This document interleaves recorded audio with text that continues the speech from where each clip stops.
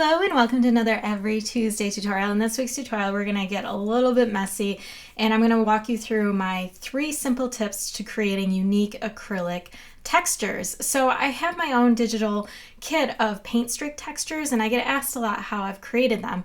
So this week I'm going to take you through some steps that you can create your own if you have some simple materials at your disposal. So this week we're going to be using some really basic acrylic paint. So these I just got from the craft aisle at a department store.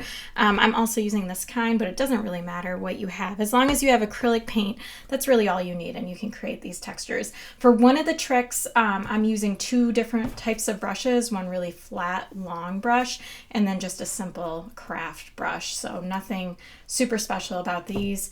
And for 2 of the tricks, so this is one trick, and then the last 2 tricks we're going to be using just some cardboard. So you'll need this is just a flap off of a cardboard box, so really simple stuff. I'm going to be pouring paint into a paper plate just for mixing, so I have this, and that's essentially it. I'm creating these textures on cardstock, but you can create this on any kind of paper. Just the thicker the paper you have, cardstock is just like copy paper, only it's a little thicker.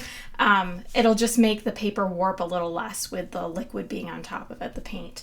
Okay, so trick number 1, this is one of my favorite tricks, is you just choose a few colors that you'd like to use. I'm using a dark blue for this. I'm going to be using a teal color, and let's use this green too. So 3 colors. I wouldn't go more than probably 4 for this because then it can get just a little too mixed and muddy. So all I'm going to do is on this paper plate, I'm just going to put a little bit of paint in a line, just like that. And then I'm going to drop in a little bit of extra paint right here. So I just kind of overlap them. I'm not trying to keep them separate. Okay, so that looks pretty good. Now I'm going to take my smaller brush and I'm just going to kind of mix these gently together. I'm not going to over mix it, but just kind of swirl these together so they're looking kind of cool when they're mixed, a little swirly. So that's all I'm going to do right here. So hardly anything at all, and I'll take care of these brushes later. So I'm going to set this over to the side, and now with my big long brush right here, I'm going to scoop up this mixed paint so it's right on the edge of it. So you can see I've got it all on the edge. I'm going to set the paper plate to the side, and with this on the tip of my brush, I'm just going to do one swoop, so one pull of the brush right across this paper to create that paint streak texture. So I'm just going to come down and slide it across. And if I mixed my paint a little less, you would see the colors sticking out a little more than they do here. I like how this looks. You can see it. It's really pretty. But if I just mixed it a little bit less, the colors would be a little more separated. So how much you mix the paint on the plate will really determine how mixed they show up when you streak it across.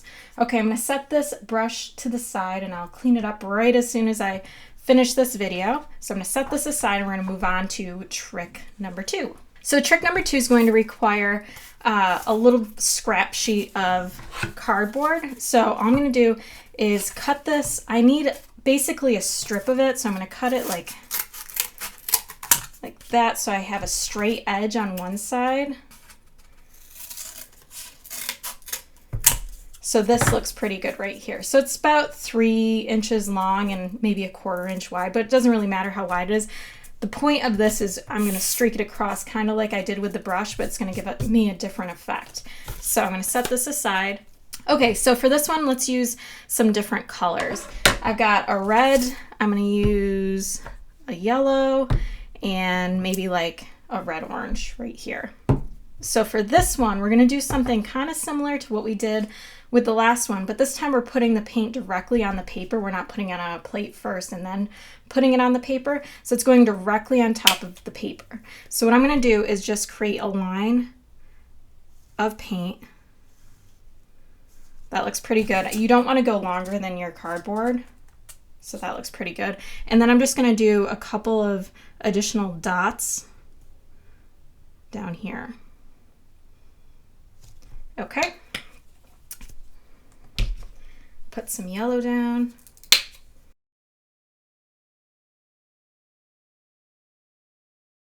Okay, so that looks super messy right now, but now all you're gonna do is with your cardboard, you're gonna lay it flat and you're just going to glide it right across, and they're gonna kind of mix and streak as you pull it across. So just one big pull.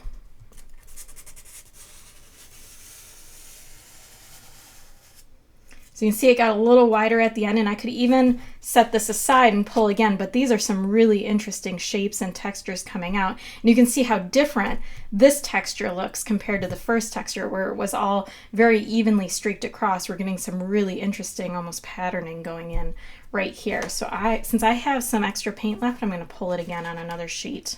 Okay, so finger's getting a little messy here, but we're going to go for it.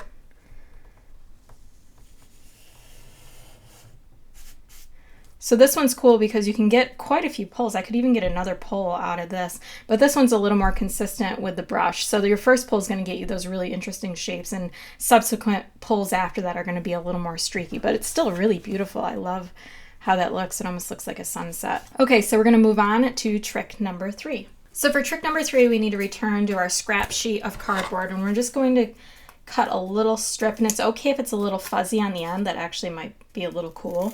So I don't need it quite as long. Just a little strip of cardboard like that is totally fine. So like maybe an inch by a quarter or half an inch long. So what we're going to be doing with this piece of cardboard is we're just going to be pulling it up like that, kind of like a brush, but it creates a really cool effect. So I'm going to set that aside for now, and now we'll pick out our paints. Let me set the scissors aside. So for this one, I think I'm going to do, we'll do this color, we'll do a little bit of yellow, and maybe some blue in here too. I think that will be pretty nice. Okay, so for this one, we're just going to take our paint and we're just going to randomly drop little dots of paint on here. And it's okay if they swirl a little bit, it'll just make it look that much cooler at the end. Okay, and then a little bit of yellow. I think I'm just going to keep the yellow up here so I have a little bit of variety. And then I actually think I'm going to add in a little bit of light green. Let's go for light green. And we'll just put the light green down in this corner. Okay, so now that we have all of our paint on here, now you're just going to take your cardboard and you're just going to lift up the paint, and you're going to mix it as you move across your paper. So it's just like one of these motions, and you're just going to grab a little bit of paint as you go so you get some variety in your little pulls. And you can see how cool this starts looking, and you can just throw away the cardboard when you're done, so the cleanup is much easier than with using a brush as well. And even if it gets a little gobby, it does take a little bit longer to dry, but the texture that the kind of gobs of paint create once it's done drying is really cool.